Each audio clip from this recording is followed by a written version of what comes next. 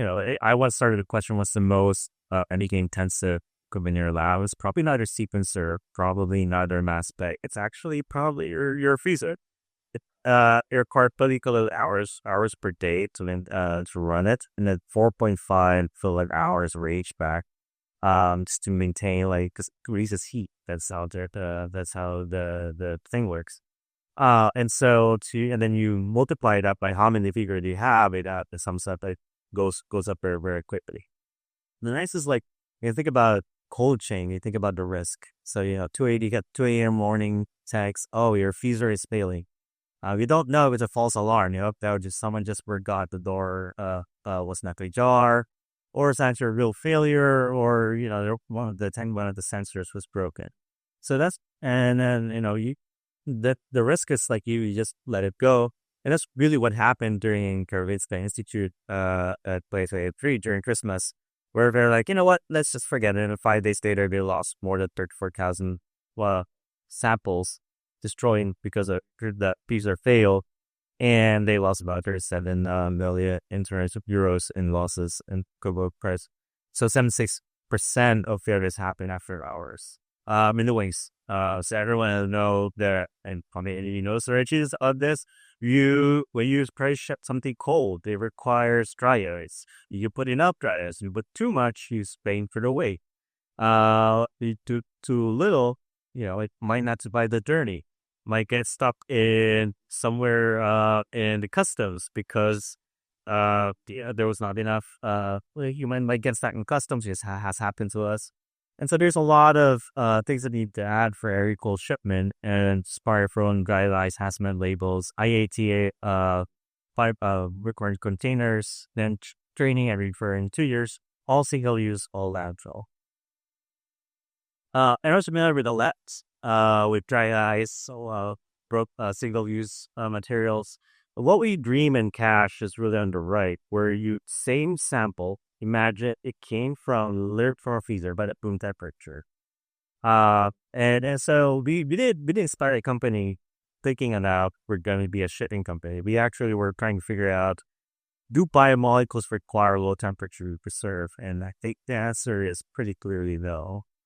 So our inspiration came from biological engineering at MIT. So we're always being inspired by biology. We gathered materials from a millennia ago, from mineral deposits, from silica, from sand, and we're able to gather useful DNA.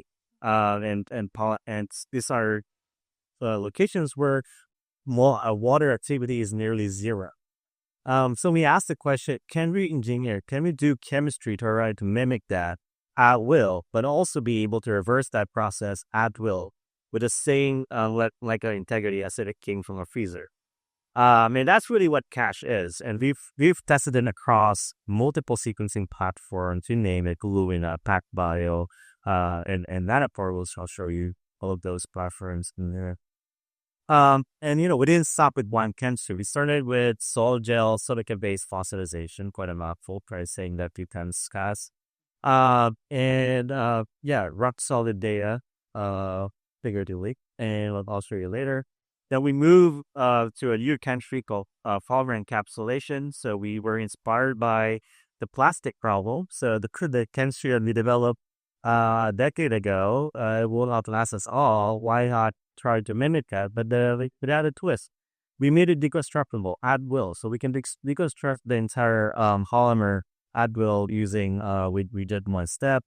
And our newest chemistry was something that we're advertising to everyone, that if you're interested to learn, is just add done. That's not a tagline. That's literally a workflow. Just add it and done. It's a single add chemistry, very safe. And you'd be you want. It's a one-step chemistry that we're very excited to launch this year.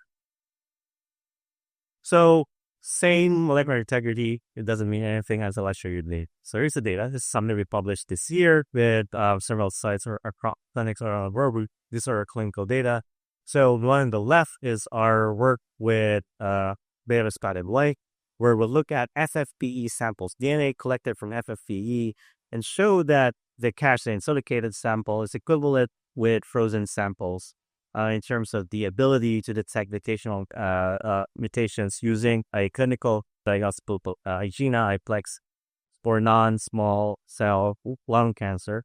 And up to we were able to detect with equivalence up to 2% of power frequencies with our first generation chemistry.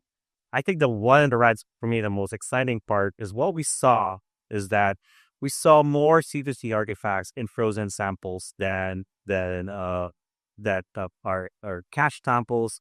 Widely reported, still a lot of C2T mutations are correlated with oncogenic drivers. And what we actually observed was that a lot of those frozen artifacts that we saw were actually positive, and where you would see C2T mutation like KRAS G12D that will give you a false positive if you left the sample in your freezer. So don't trust the gold standard freezers. It's not always the correct answer, as what we've seen in our investigations. But that's short-read. Anyone who's does short-read sequencing knows that you can't hide a lot of damages because there's a repair step. Like use the NAD kit. There's the repair step. There's AT glycation, all that. We did long reads. So long reads is our native sequencing, meaning like if there's any damage, we can't hide that. We would detect that by sequencing. So we did long read sequencing in collaboration in Stanford Medicine, the Undiagnosed Health Network, where we look at DNA from patients. For this one, we just use, for our benchmarking, we use the HG002, which one of the we use in a deal in a bottle reference. Well, from the left, you can see like we basically have the longer molecular rate, and we'll come back to that later compared to frozen samples.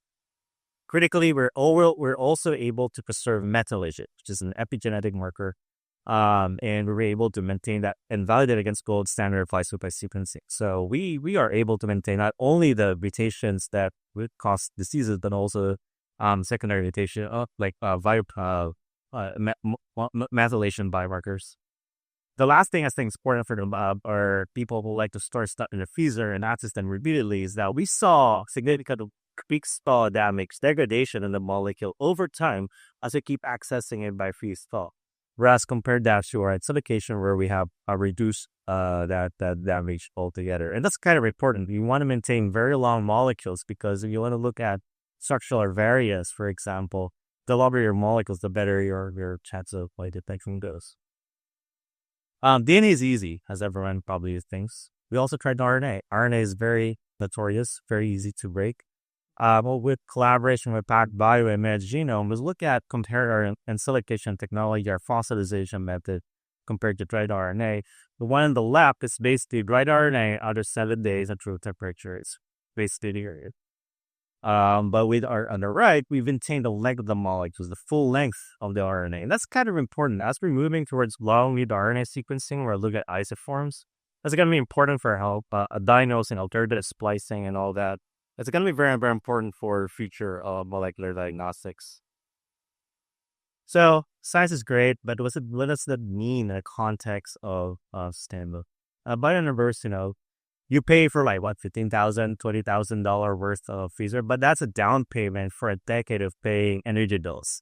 So 72% of that is going to be the freezer life and process operations, energy, maintenance, HVAC, floor space, and you're only paying the 20% of that and the down payment basically.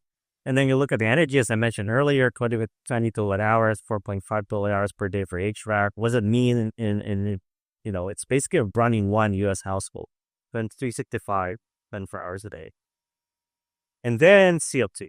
It produces 80,000 pounds of CO2 per year. Just put in a context, like, Banal shoppers got 3,400 of those freezers. And then, each freezer you actually eliminate, if you're a company that needs to do scope 2 reporting, that if you're even will use that in the lab.